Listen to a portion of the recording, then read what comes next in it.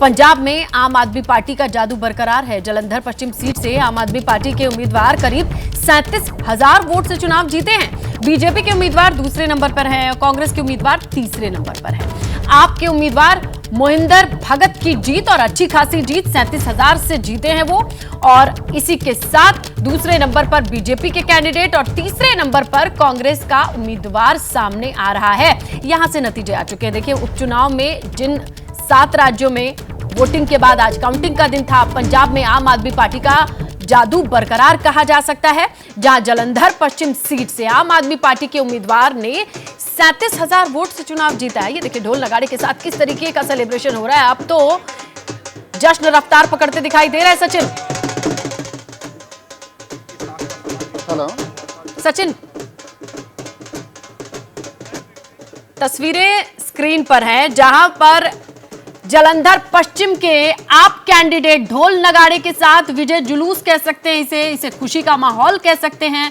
लोकसभा चुनाव के बाद आम आदमी पार्टी का पंजाब में जादू बरकरार है। किस तरीके से भंगड़ा करते हुए ये तमाम कार्यकर्ता देख सकते हैं आप। तो जालंधर पश्चिम सीट से 37,000 वोट से जीत की खुशी, एक दूसरे को मिठाई खिलाई जा रही है, ढोल नगाड़े,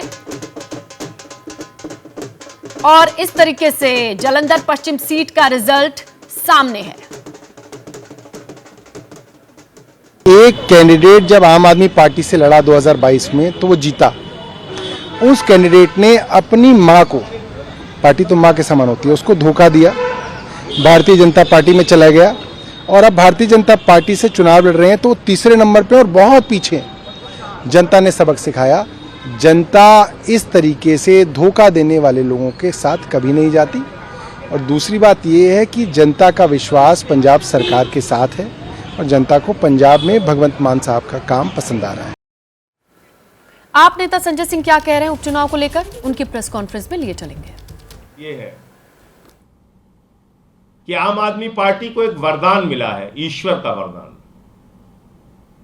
जो पार्टी को धोखा देगा उसकी राजनीति खत्म हो जाएगी।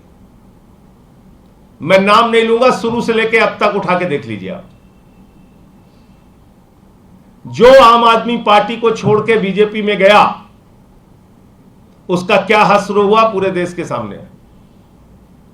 तो इसलिए जो हमारे विधायक हैं, मंत्री हैं, सांसद हैं, हमारे साथी हैं, सबके लिए एक बड़ा संदेश भी है इस पंजाब के चुनाव के परिणाम में। हमें नहीं कहते हमारे अंदर सारी अच्छाइयां हैं, होगी कुछ कमियां। आपस में बैठिए, बातचीत कीजिए, संवाद कीजिए, एक दूसरे से कोई मतभेद है तो उसको दूर कीजिए, लेकिन इसी परिवार के अंदर रहिए। परिवार के बाहर जाएंगे कोई इज्जत मिलने वाली नहीं। आम आदमी पार्टी परिवार को छोड़ के जाएंगे तो कोई इज्जत मिलने वाली नहीं है। मैं पुराने नाम तो नहीं लूंगा लेकिन ताजा नाम जरूर ले लूंगा। एक हमारे सांसद जी थे, बड़ी मेहनत करके कार्यकर्ताओं ने उनको जालंधर से जिताया। ये भी आपको बताएं कि बिहार में पूर्णिया की रुपौली विधानसभा सीट पर भी उपचुनाव हुए हैं और इस सीट पर आरजेडी की ओर से बीमा भारती उम्मीदवार हैं। जेडीयू से कलाधर प्रसाद मंडल चुनाव लड़ रहे हैं, लेकिन यहां बड़ी खबर यह है कि जेडीयू के उम्मीदवार आगे चल रहे हैं, बीमा भारती पीछे चल रही है। इस वक्त की बड़ी खबर, इस सीट के चर्चे बहुत थे, इस सीट पर निगाहें बहुत टिकी थी और यहां पर बीमा भारती के पीछे चलने की खबर मिल रही है। हमारे सहयोगी शशांक का रुख करेंगे, जानकारी लेते हैं कि कब तक पिक्चर क्लियर हो जाएगी। शशांक, देखिए, 12वें राउंड में वोटों की गिनती जो है वो पूरी हो जाएगी।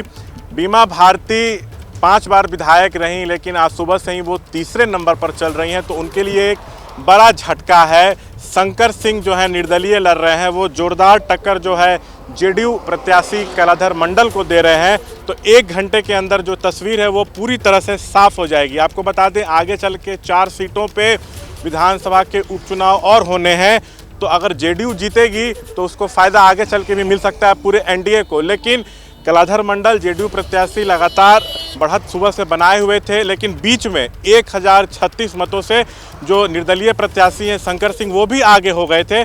तो कहीं ना कहीं खेल बिगाड़ने की कोशिश में वो लगे हुए हैं, लेकिन 1 घंटे के अंदर तस्वीर साफ हो जाएगी पूरी तरह से। जी बिल्कुल, और ये बहुत अहम रहेगा शशांक, किस तरीके से बीमा भारती जो शुरू से पीछे चल रही हैं, ये तस्वीर बदल जाएगी या फिर किसी निर्दलीय जिसका आप जिक्र कर रहे हैं उसके लिए अच्छी खबर आएगी। जैसे ही घड़ी का काटा दोपहर 2:30 पे आए, बबीता जी का दिल सास बहू साजिश के लिए मचल जाए।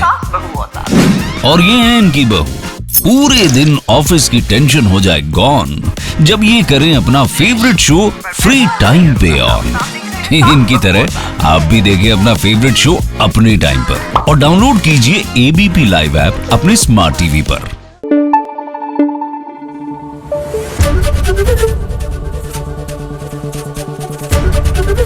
एबीपी न्यूज आपको रखे आगे।